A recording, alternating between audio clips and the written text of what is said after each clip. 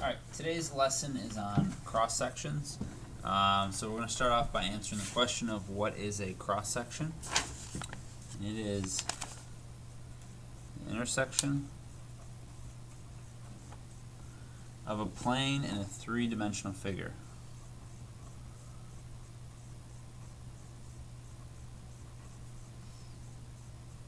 And I'm just going to put 3D.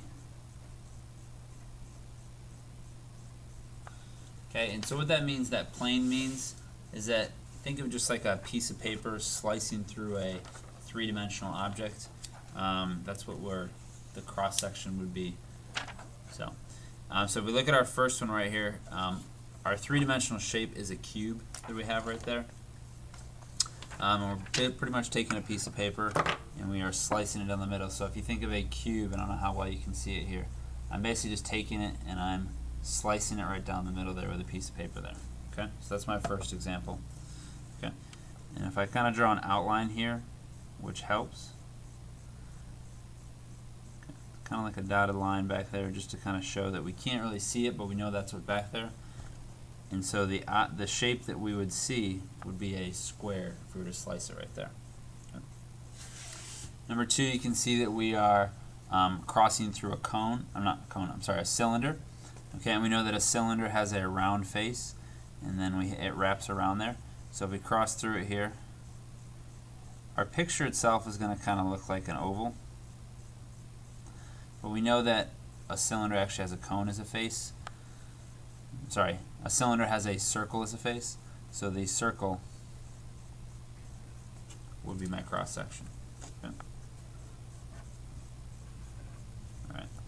All right, number three. We actually have a looks like a pyramid with a triangular base, so it's a triangular pyramid.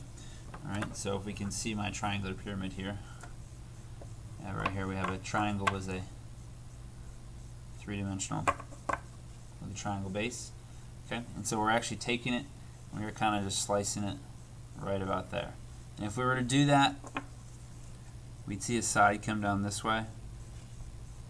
Alright, but we'd also see, kind of right in here we would see it. It'll go right about there. So it is going to be a triangle, would be the object, would be my shape.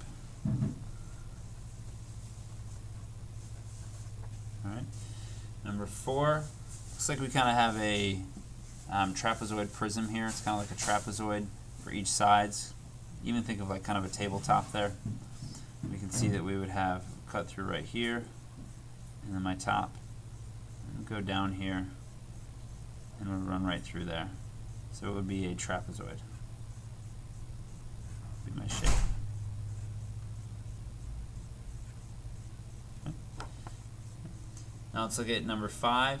Number five states what cross section is created when a cylinder is cut neither perpendicular nor parallel to the base. So this is kind of a different one here. So what I'm going to do first is I'm going to draw my cylinder.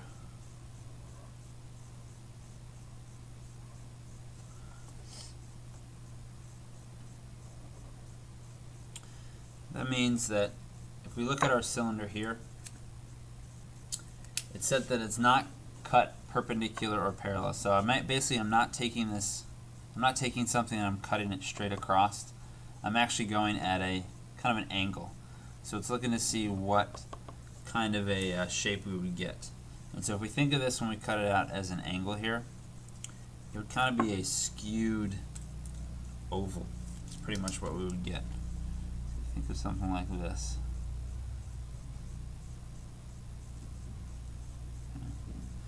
And what we call that an ellipse.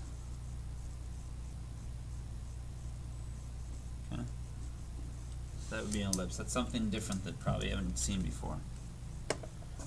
Alright. And then my next four here for you guys to go ahead and try. You can see that we have a square pyramid, a triangular pyramid, you have a cylinder to do as well, but at a different angle you're cutting it at, and you have a triangle prism.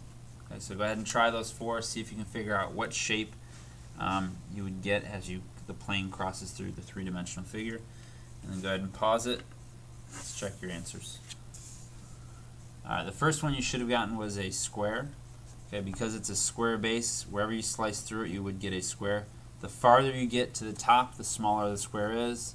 The lower you get to the bottom, the larger the square would be. Same goes for your triangular pyramid. It's going to be a triangle when you cut through it. The farther the top you get, the smaller of a triangle it would be, and the closer to the base, the larger the triangle would be. Then we have our cylinder here, and instead of cutting across this time, we actually cut it down this way. And you'll notice that I outlined it to be a rectangle would be my two-dimensional shape. And then lastly, I took my triangular prism, and we kind of cut it in half, and we know the ends of our triangular prism were triangles, so that is the shape that we would get when we cross it.